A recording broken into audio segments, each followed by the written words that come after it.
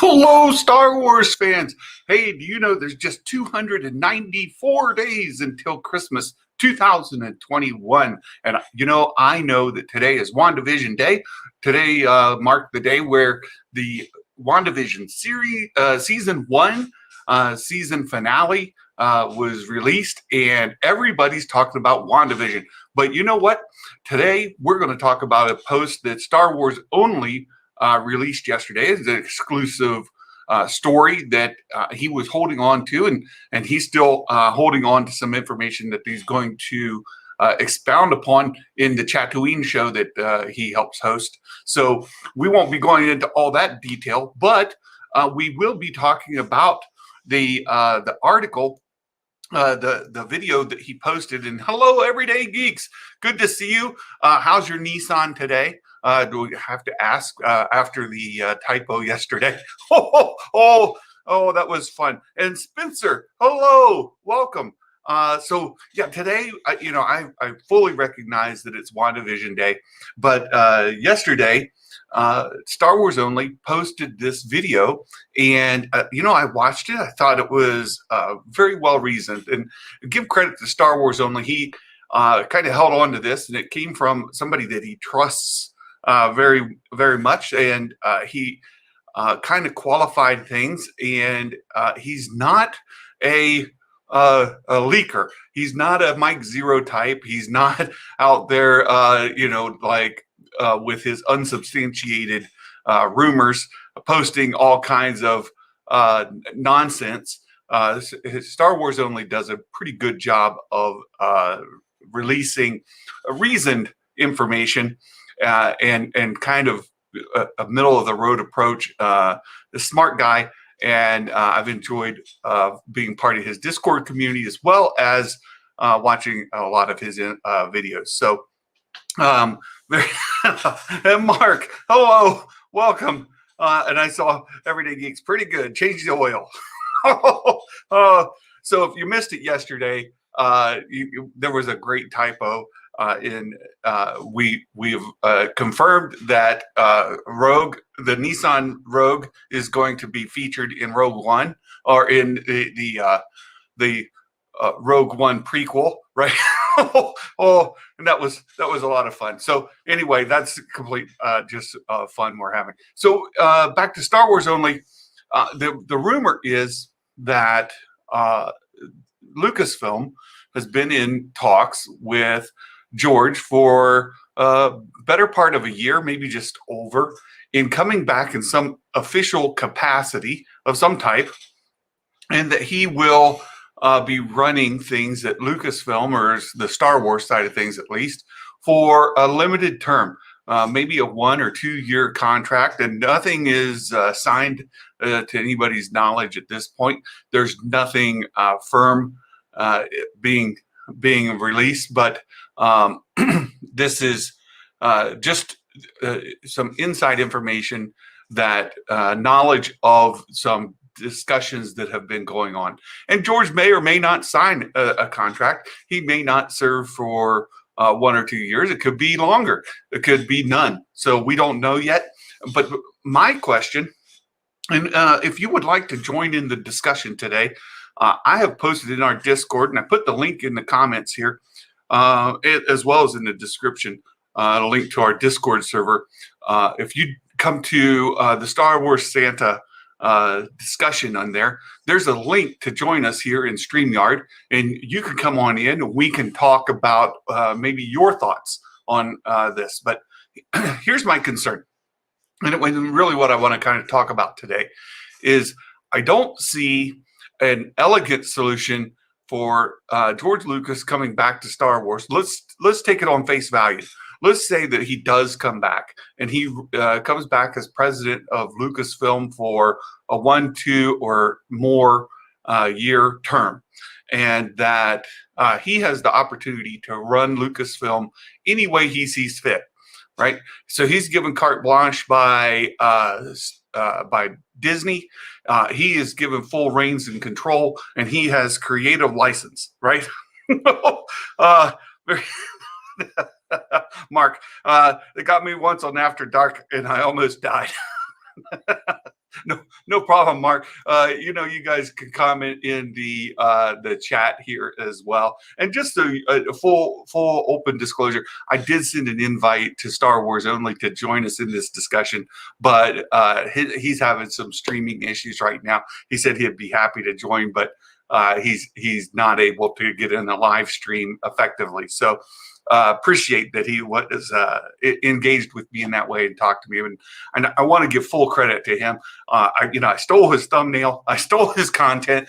All of this is linked directly to Star Wars Only's exclusive, and I put the link to that this video that we're talking about in the description here. So hopefully full credit is given, and Star Wars Only kind of gives us a bit of a seal of approval to use his content.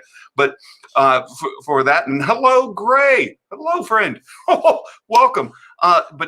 So let's say that George Lucas is brought back and that he has full reins, full authority, full carte blanche to do whatever he sees fit. What are the potential outcomes of that? And what is is there an opportunity to bring the fandom together? Might we see people excited with George Lucas at the helm of Star Wars, of Lucasfilm? And I don't know. Let me just leave with that. I'm not certain.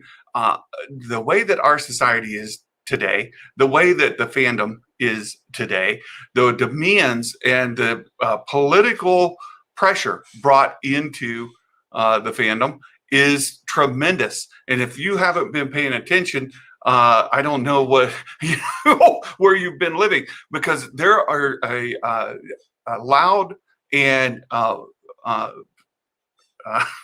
there's Anthony. Hello. Top 10 of Star Wars. Thank you so much, Anthony. I appreciate it.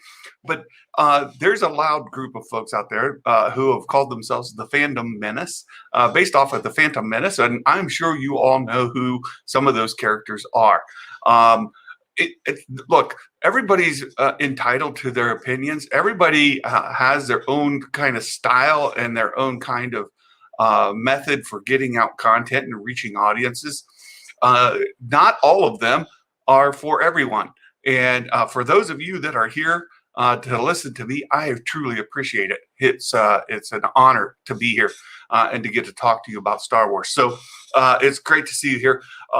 But some of those Fandom Menace types are really political channels who are focused on a particular political ideology and pushing back on entertainment that are, let's say, different from their ideology. And that's been happening in Star Wars since The Last Jedi, really, but even before that. But it really hyped up with The Last Jedi. And it's continuing on now with all the recent news with Mr. Potato Head and, of course, the whole thing going on there. And Anthony, I see your comment. Let me talk about that in just a second. But they are really pushing back against what they call social justice warriors, right? The left, this political agenda of the left that are coming into entertainment, and they don't want it in their entertainment. But the thing is, they don't mind if it's their brand of politics that get in. They just don't want the opposing brand to get in. And that's truly at the heart of it.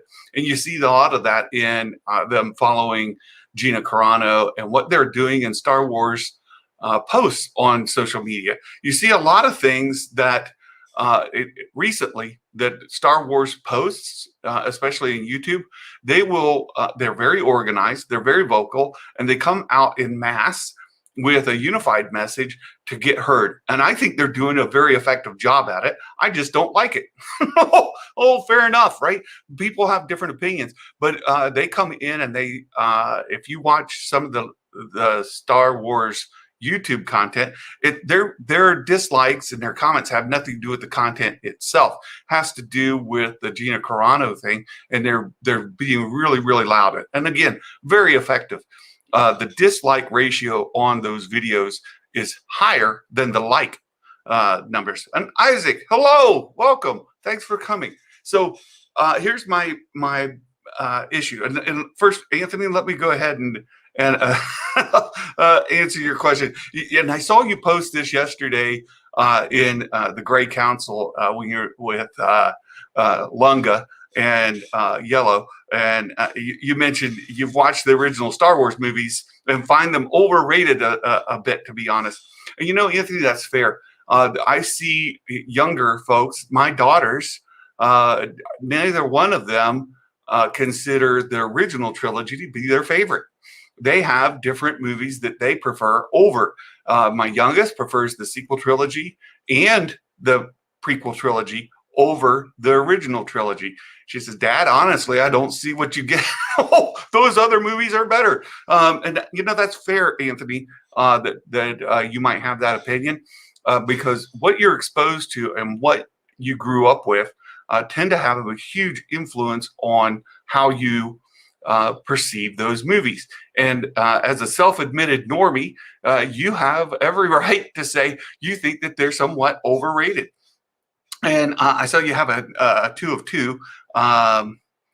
He said it's a generational thing, or the original trilogy is not as good as people think it is. I think it's generational, and I think it has to do with how you were brought into it. Honestly, the movies for folks like me who were introduced to it, as they were released, Star Wars really revolutionized how movies were being made at the time, and they really stepped up the game. There is a huge transition. If you go back and look at pre-Star Wars and post-Star Wars, the influence that Star Wars, the original trilogy, has had on movie making and on storytelling as a whole, has transformed the industry as a whole. That alone gives it a huge bearing and weight as far as its value in the overall saga. And sure, the movies are somewhat dated, right? They were made in the late 70s and 80s, throughout the 80s. That's that technology is somewhat been surpassed. So it's fair enough to say that the technology, the films themselves don't hold up to what we see today, say from like a lot of the Marvel content. But you have to go back and look at it in perspective and understand where it was. And for sure, like the lightsaber duel between Obi-Wan and Vader doesn't stand up, right? Oh, not even close. But at the day, that was a huge, huge deal. So, I think it's fair. I think you're fine. Everyday geeks. I don't care which movies or show you like. It's your opinion. Right. That's exactly right. And I appreciate and Mark, you're going to lead me right back to our topic. So let me get there. Let me see what we here. I just go back and see. Okay, you guys are doing great in the chat. So let me bring up. Yeah. Thank you so much, Mark. You've really, really helped me in my content, and I appreciate it. So here's my question.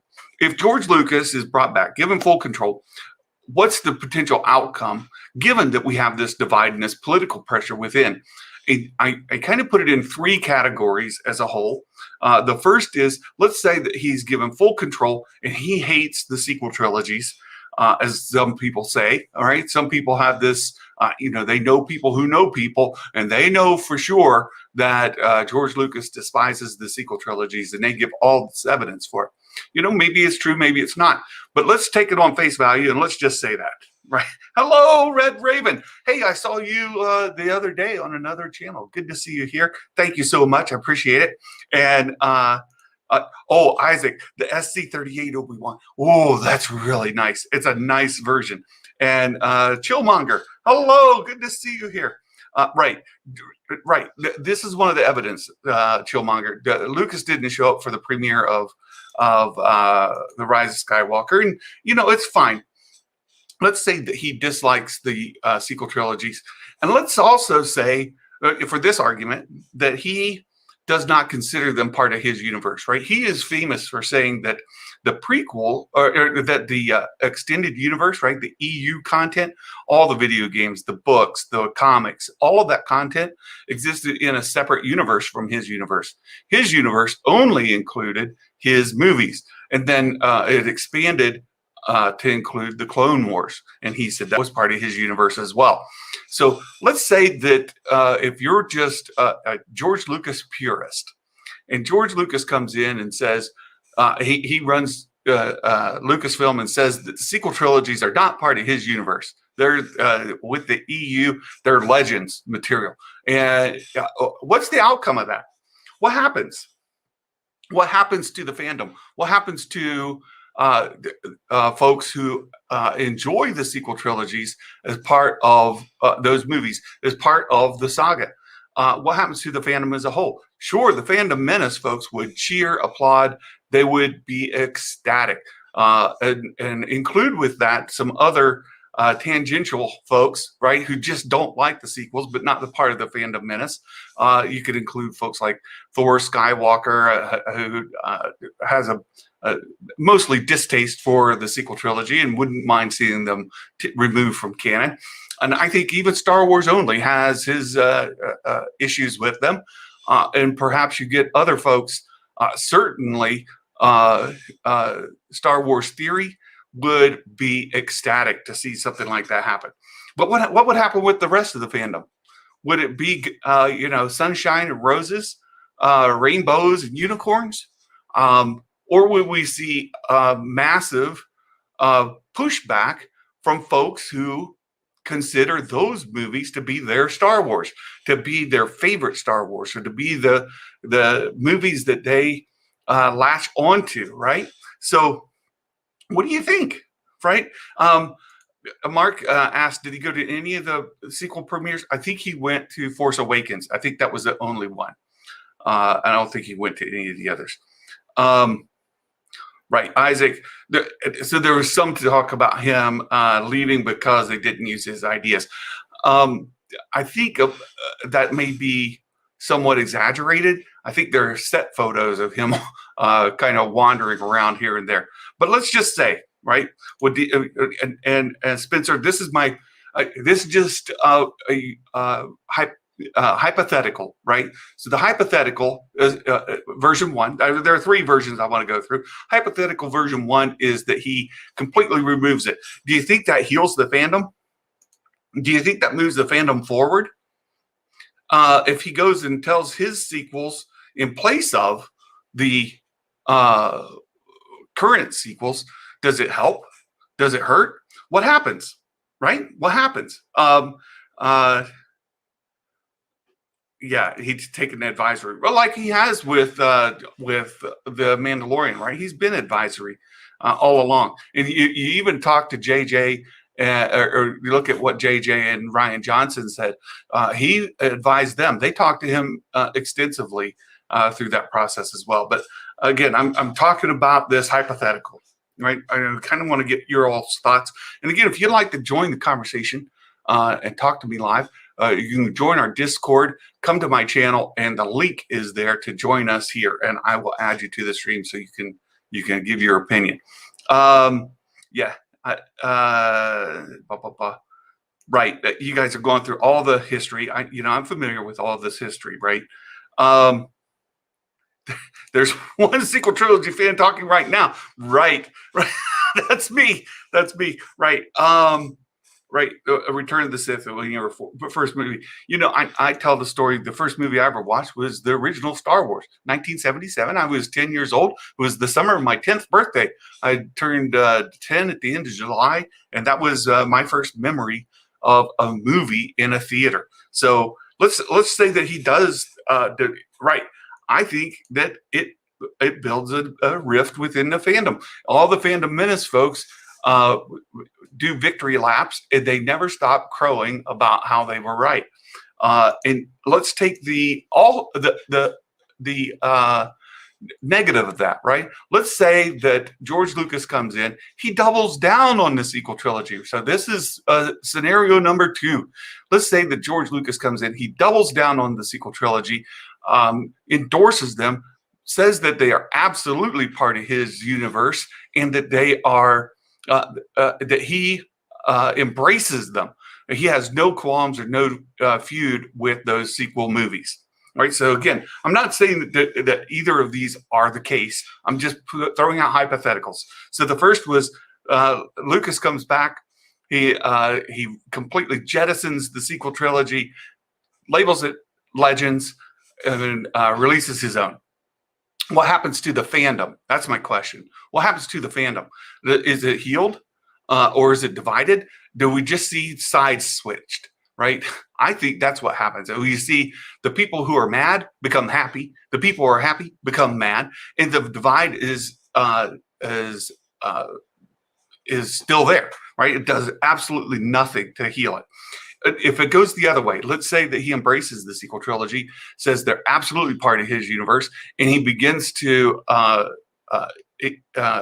support them through additional content.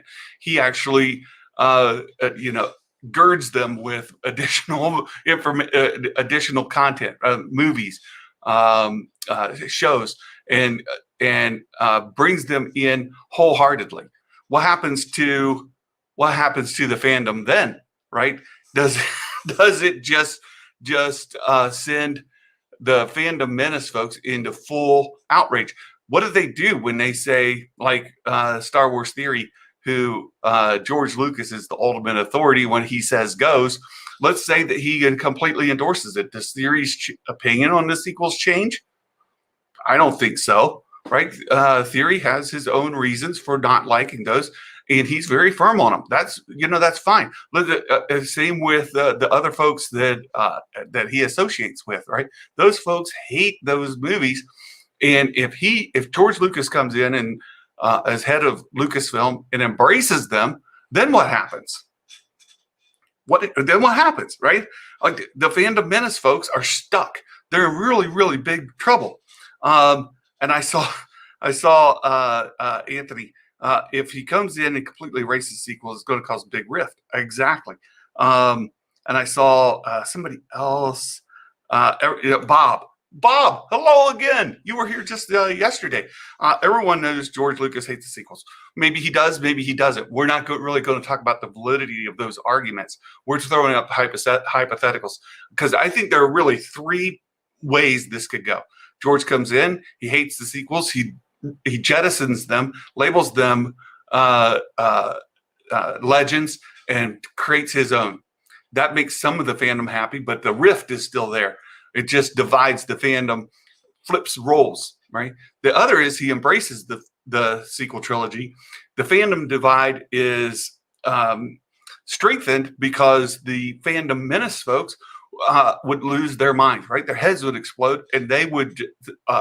What I think they would say is that the mouse made him do it, and he's been converted, and that's not his real opinion. We should just buy Lucasfilm out, or Disney should sell it so that true fans could take charge. Get rid of Lucas, get rid of Kennedy, and get the fandom in there to run it.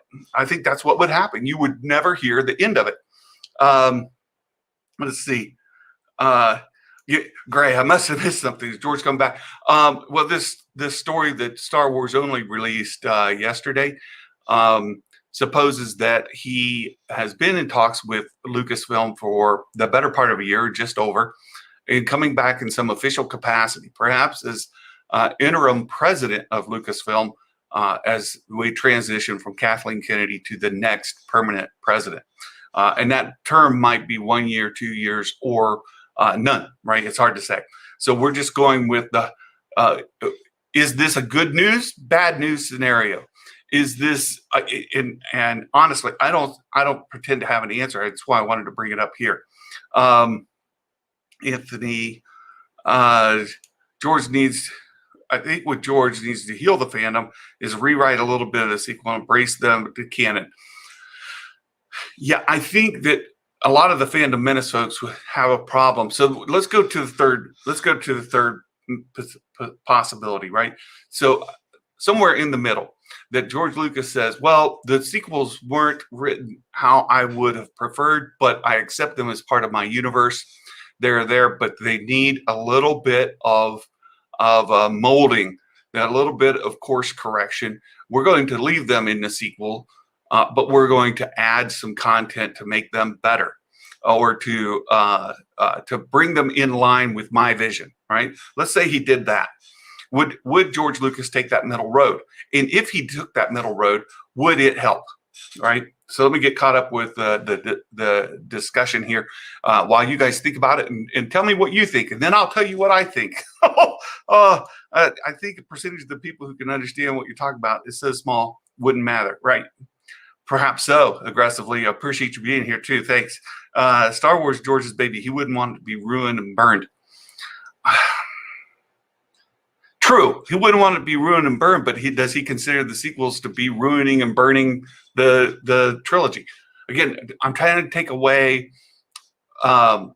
what evidence or opinions you may have about George and where he is on it, and throw these scenarios up that say, what if? What if scenario A? What if scenario B? Right? And I don't see either of those scenarios being a way to heal the fandom. I don't see it as anything that would make things better. In any case, in either of those cases, you probably strengthen the divide and perhaps lose some of your fans who just write it off and say, "Okay, I'm done." Right? You jettison the sequels, you're going to get fans who just say, "Okay, I'm out. Star Wars isn't for me." You embrace the sequels, you're going to get fans who say, "Okay, I'm out. Star Wars isn't for me." Right. So either one of those. So what happens? Mr. Nobody, George didn't visit the Tross set. That may be true. I don't think so. But I do think I saw footage of him in The Force Awakens for sure. And I want to think that I saw him talking to Ryan. Now, I do know that JJ and Ryan talked with George Lucas extensively. And there's even a photo that shows Kathleen, JJ, Ryan, and Lucas at a table talking. So I know that he consulted with them, but we also know the story about how the sequels took a different direction, right? They turned course and went a different direction, and so on and so on from there. That's all water under the bridge, so to speak, right? None of that is relevant to moving forward, right? So moving forward, what happens? What happens if Lucas comes back? And so there we go. I know people are impatient, but everyone in Fandom Menace needs to give it time. I agree with you completely, Everyday Geeks. We're on the same page. Then Georges would get a second dose of hate he took from prequels. Yes, I agree. And George is left of center, way left of center when it comes to his political ideology. For folks on the right who are led by their political ideology in how they're pushing back on the agenda brought into entertainment, I think they'd be sorely disappointed, just as Mark Hamill is. George Lucas is very left. So I don't think you'd be happy with learning what his thoughts on that, right? Mr. Nobody, Fandom Menace will do what they always do, is exposing Disney. Well, they certainly exposed something, right? You think you'll retcon some. And Gray, I think you mean in the same way that I mean when you retcon. It's you're retroactively giving a different contextualization, right? Where you say what you thought you knew isn't all you knew. It's the whole thing that came from the original trilogy that is so famous in Star Wars, right? From a certain point of view. Vader's your father, or Vader killed your father, right? From a certain point of view. Oh, Leia's your sister, she's not. Who knows? So, yeah, Star Wars has always, and Lucas has always retconned his own content. And I could see them adding more context to Luke, for example, how he got from the hallway scene in Mandalorian season 2 to Octo in the Last Jedi is a way to retcon that so it makes different contextual sense than what we know today, right? And they already have, right? The story, Ben, Luke's first student. Well, we don't know that, everyday geeks. Luke took Grogu, but if you follow the story of that Jon Favreau built the outline for Mando off of, and you go back to Paper Moon, the child doesn't stay with the family he's delivered to, right? The girl in the movie. The child returns back to our stranger, and that would be the case here as well. I think you would see Grogu is not going to stay with Luke. He's going to return back to Din, and Luke will not train Grogu. Luke will not be, or Grogu will not be Luke's first student, and so it doesn't change that. Hey, Mike Porter, thanks for stopping in to say hi. Appreciate it. The comment helps as well. At the end of the day, there's no way to make everyone happy. That's true. That's very true. Let's get caught up. George visited the molten salt. Yes. Yeah. Very good, Mr. Nobody. Appreciate it. Movies by the Palms. Oh, thank you. Hey, look who's here. A new viewer to my channel. I really appreciate you being here. I hope you enjoy what we have to say. Anthony, for me, I think it heals the fandom, to be honest. If George embraces the sequel, but rewrites the timeline. Right. If he does a little bit of his George Lucas retconning to let's just stay specific, to say like Luke Skywalker or maybe some other story points, right? Yeah, park outdoors. You know, that's fair enough. This is a good, healthy way to be, right? It's just not a time period that interests you. Cool, right? Cool. That's fine. Aggressively. Either way, people will buy Star Wars birthday napkins. Yeah, you're right. You're right. I think the average Joe on the street could care less. Star Wars is Star Wars. They watch the movie, they check out, and they go home. And that's the end, right? They buy their ticket, they watch the movie, and that's it. And that's the very vast majority of folks who consume Star Wars, right? Super Saiyan, hey there. Oh, I heard about you and Ryan Kennel getting into a feud. I don't know the details, but here you go. He can't make a Star Wars video without saying woke. You know, and that's part of that whole fandom menace part is they're really focused in on the leftist politics and fighting back against it. That's not really about the content, honestly. It's not about the story. It's not about the characters. It's about that agenda. In anything that they even get the perception, right? The radar is so high and the sensitivity is so low, right? That as soon as anything trips the trigger with them, it's about woke, it's about SJW, and it's about a fight, right? And a good example is this whole Mr. Potato Head nonsense, right? So Hasbro comes out and said, hey, we're going to rename the line to the Potato Head family line. You're still going to have Mr. Potato Head, Mrs. Potato Head, Baby and Junior, and all of those potato heads are still going to exist. It's just the line is no longer the Mr. Potato Head line. It's the Potato Head family line. Oh my goodness, you would have thought that the world got turned upside down, right? It's just their sensitivity, it triggered that for them, right? Ooh, Chillmonger, I'm with you, dude. Like George is making the animated series of Luke and Grogu. That would be wonderful. Oh, you know what would be really super about that is that you could get Mark Hamill to voice himself.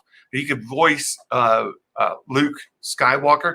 Mark Hamill is a terrific voice actor, and you could get him. You might even, and you've got plenty of people that can do voice similarities that could match with the, Han and Leia and Chewie. You don't have to have the original actors for that stuff, right?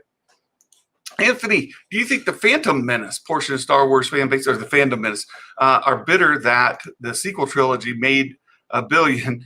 Uh, you know, I don't think that that's what drives it. I don't think they're bitter that the sequels made more than the prequels. I think they're just bitter that um, the stories didn't fall in line with a lot of the lore that they had built through reading the EU and following the franchise for decades, right? These are, for a vast majority of these folks, they are fans of Star Wars. And they love Star Wars. They love the characters of Star Wars. Star Wars has been integral to their lives. Star Wars Theory is a fantastic example. That guy has a wonderful heart. He's got a true heart for Star Wars. He loves it, but he hates the sequels, and he's really mad with what Lucasfilm did during the making of the sequels. And he's got reasons for those that are well documented. I don't think it's at all bitter because of the money they made. It's just the story they told didn't align with his heart, didn't align with his love, and it broke his heart, right? So that's fine. And those folks, and I give Theory all the credit in the world. They love Star Wars. I just can't. It goes back to the Padme Amidala, right? Where you're going, I can't go, right? So a lot of them got really, really upset. Yeah. Go right. Movies by the Palms. Go woke.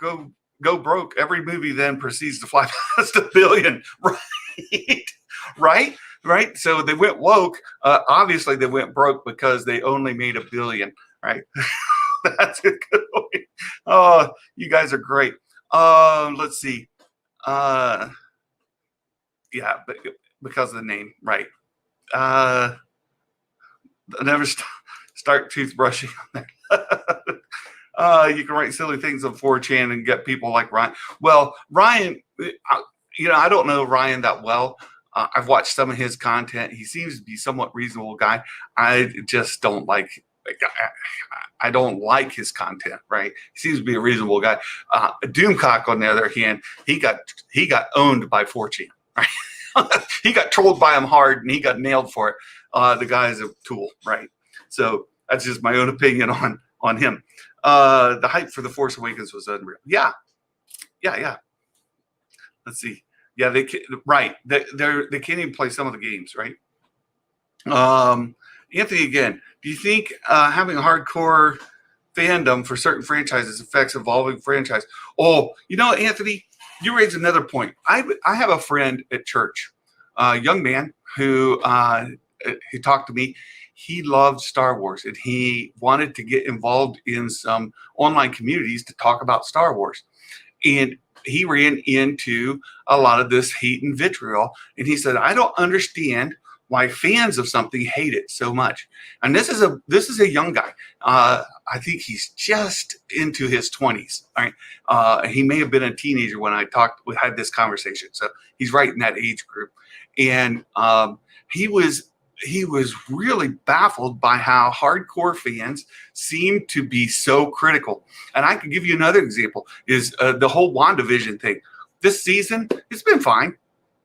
I liked it. It's good content. It's been fun to watch every Friday, but it hasn't, grabbed me. It hasn't pulled me in and made me an MCU kind of sweaty, right? Well, it just hasn't. And for me, the season finale was great. I was like, wow, that was a really emotionally tugging, really good story.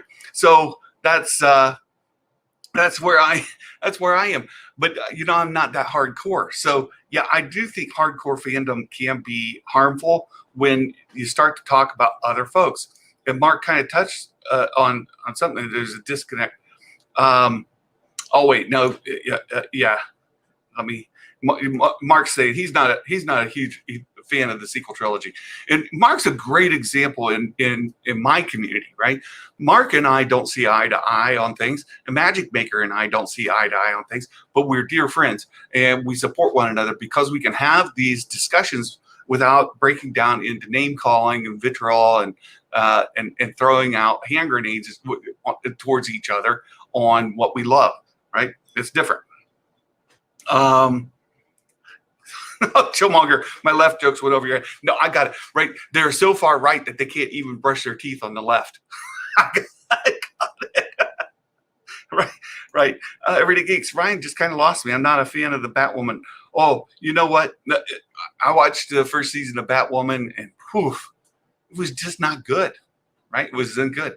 The second season, thankfully, has been much better. Much better. But right, I get it. So the third scenario, we talked about the first scenario where Lucas comes in. He jettisons the sequel trilogy, writes his own, and makes it Legends. The current sequels, Legends. I don't think that that's helpful at all. It will continue the divide. The second option was he comes in and he embraces the sequels and girds them up and says, hey, they're my sequels. I love them. They're part of my universe. That would continue to burn down the house on many folks who I've checked out. Probably folks like Theory as well. The third option, he comes in, he does the middle of the road, says, the sequels are canon. They're not part of what my original story was, but we're going to bring them in line by just releasing some stuff that helps give us other context to it and begins to retcon it in the way that George Lucas can, right? And I think that that's probably the best road forward. But even that road, any road that doesn't meet the Fandom Menace's purity standards is going to be rejected by the Fandom Menace. And therein lies the problem. Those folks are not about reconciliation. Those folks are not about trying to find a path forward or building a bridge. They're not interested in that at all. It's their way or the highway. They have a specific way. And if you don't meet their standards, their purity standards, just as the left has their purity standards, right? The left and the right both have groups of folks that have purity standards that if you don't fall in line, then you are the devil. And, I've experienced that myself. I have friends who are of both persuasions who think that I'm an idiot because I don't agree with them one way or the other. And maybe I am, but that's the way it is. So I don't think the Fandom Menace heals. I don't think that they come in line. I don't think that they find a bridge forward. I don't think that they embrace the sequels. I think they always will hate the sequels. I think they will always have distaste for them, just as the prequels aren't for me. Right? I just rewatched some part of the prequels and, oh man, they don't stand up. To me, they don't get better. I've come to embrace them a little bit more because of what the Clone Wars and what Rebels did. But those movies, if I could pick, and I'll throw this out, if I could pick, you get either the prequel trilogy or you get Clone Wars and Rebels. What do you take? Right? What do you take? You take prequel trilogy, you don't get Clone Wars, you don't get Rebels. They're gone forever. Or you get Clone Wars and Rebels, but the prequel trilogy's gone forever, right? Those are your two options. There's no third option. Which option do you take? Which option do you take? Let's see what you guys say. Let's see. Yeah, Batwoman was awful. Season 1, woof, terrible. Although Alice, the villain, was the best part of the show. Every day, yeah, Batwoman had bad writing and an actress with the range of a potato. Oh, talk about a potato. Yeah, you're right. She's terrible. She was terrible. I didn't like her at all. The new season, show was written wrong. Yeah. The actress in the new season is much better. Season 2. You're right, Red Raven. I agree with you there. I enjoy watching most of CWDC. Yeah, the new Superman and Lois show is off to a good start. Isaac, I love the prequels. Yeah. I'm curious to see which would you take. Which pick? I want to know. You got to tell me. Superman and Lois is amazing. Flash had a great, yeah. Clone Wars and Rebels. Park Outdoors has made his choice. He takes Clone Wars and Rebels, right? Yeah. Mark Hamilton. Clone Wars and Rebels every day. Yeah. Every day. More Titans. Oh, Titans was good too. The Star Wars Swarmy. It's hard to follow the original trilogy. It's hard to measure up to the original, right? People like the prequels, some don't. Right? Yep. Can't wait for a Bad Batch. Yeah, we'll talk about that more. I want to see what you all say. There can't be Clone Wars without the Phantom Menace and Attack the Clones. Yeah, Isaac, but what do you pick? What do you pick? You have to take one. The other's gone. Do you take them? I think I got your comment, Anthony. Let me go back up. I think I got it. Right. I'm going back up. Oh, back up here. Right. I tried to go to some of the Star Wars chat rooms. When I say I'm a fan of the sequel trilogy, they bash me. Oh, you know, I love the sequels. And I would personally, I'll take the sequels over the prequels every day. But that's not the question on the table. Question on the table is you get Clone Wars and Rebels, or you get the prequel trilogy. Which do you take? I'm dying to know. You got to tell me. What do you want? Let's get back. I got your comment. A lot more content. Yep.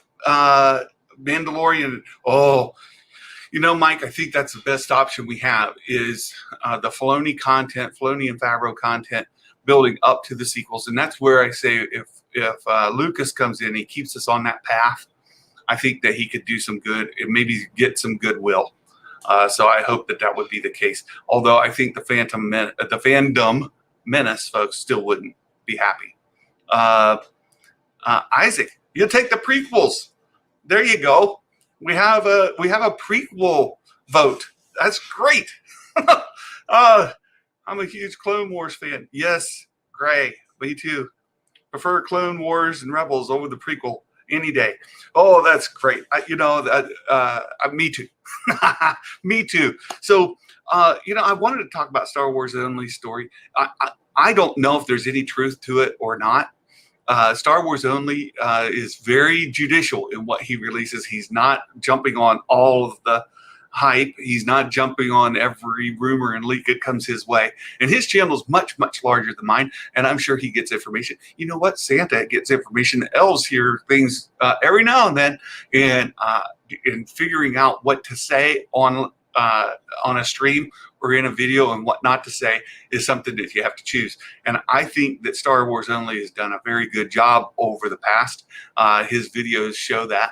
And will he get burned on this one? We'll see. We'll see. Keep our ear to the ground. He did leave a way out because he said that Lucas hadn't signed anything. So Lucas doesn't sign anything. The story can't be proved false. So that's the critical side of me. But it takes a lot of guts for Only to come out like that and say that this is what he has heard and this is what's going on. This is the discussion. And I thought it would be good for us to come together today and talk about option A, option B, or option C. I think option C, it makes the most sense. It's the one I'm most hopeful for. And to be honest, the Fandom Menace folks aren't going to come along. Right? There is no outcome other than option A that satisfies their thirst for blood. They have to have it. And without that, their purity standard is not going to be met. And if George Lucas keeps the sequel trilogy in canon, doesn't come up with an alternate timeline, doesn't put them in a separate universe, doesn't do something to retcon them, the Fandom Menace folks will just not ever let up on it. So there you go. Let's get back here. The Bad Batch, yes. Big Mando tie-in, right?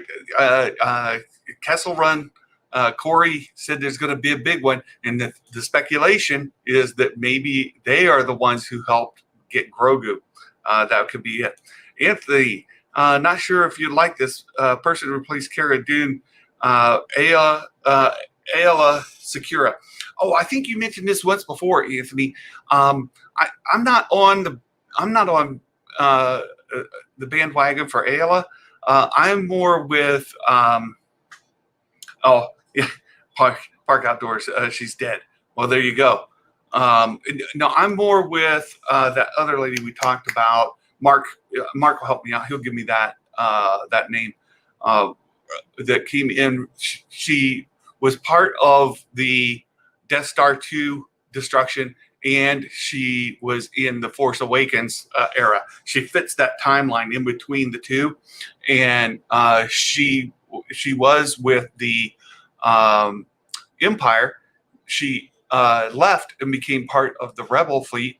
She's in Battlefront 2 game, and Iden Versio. That's it, Iden. Yeah, Iden is who I would put my money on if I had to pick. We do know Hera Syndulla is rumored to be cast for it, but Iden Versio is who we're talking about. I think Iden is somebody to look out for there, Anthony. So take a look for that.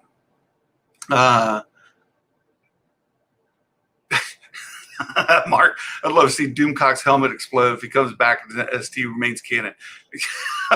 He's not the only person whose brain would melt, but you're right. You're absolutely right. Blue alien girl who shot up by clone troopers in episode 3. Yeah. So there you have it. Folks, I've enjoyed talking about this. Keep your ear to the ground. Let's keep our eyes open and ears open. Let's see what happens. And find out if George does come back. The other big part of this rumor, and there's some pieces being held out, and there's some hints out there. There's some rumbling. It's sort of like that, putting your ear to the ground and listening for the train to come. There's some rumblings that Kathleen Kennedy is on her way out, that she's chosen to leave Lucasfilm for other projects, other work. And I mentioned this the other day. She's the same age George was when he sold Lucasfilm to Disney. She's had a very long and prolific career, and the rumor is that she has another project that she really wants, passionate about, that she wants to go chase, and she may be involved in that. It kind of conflicts with her being involved in the Indiana Jones finale, or the new Indiana Jones project, if she leaves before that's released. But we'll see how that plays out as well. None of this is stuff that you can really go to the bank on, and none of it is stuff that I would want to put any of my credibility on the line for. So there's that. Let's see. Vanessa Marshall playing Hera in live action. She's 51. She's also not an actress. Well, there's that, right? Yeah. Do you think the Bad Batch might introduce some of the characters from Knights of the Old Republic? No, I don't think so. No. Best chance you got for Knights of the Old Republic content would be in that new show, The Acolyte. And even that is suspect because it comes at the end of the New Republic or the High Republic era, not the Old Republic era. And the time frame is way too big, right? That gap is too big. So I don't think we have anything in scope yet, other than perhaps Taika Waititi's piece that could go back as far as the Old Republic. But I don't think there's any project actively that would bring in those Old Republic characters. Park. Yeah, Hera taking care of dunes in Rangers. Look, if Rangers becomes the sequel to Rebels, that'd be fine. Thank you all, appreciate it. And again, movies by the Palms. Appreciate you being here. Got to get ready for Burke the Nerd stream. Thanks for being here. Appreciate it. What do people realize? Both Kathleen Kennedy and Alan Horn were Warner Brothers' biggest success. Oh, we'll see.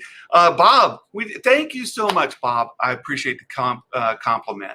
That it means the world to me. It's why I'm here. And to be honest, Josh Lucas at Den of Nerds gets all the credit in the world for me starting this channel and being here, because he said the same. The Star Wars community needs my voice. And I'll tell you, somebody else who's just a wonderful, wonderful person, and somebody I'm looking forward to doing more work with in the future is Lord Callus. Lord Callis is going to join us again for another book review. We're trying to get that scheduled. Gray, Callis, and myself, and we'll get a fourth in there, and we'll talk about another book of the High Republic. So there you go.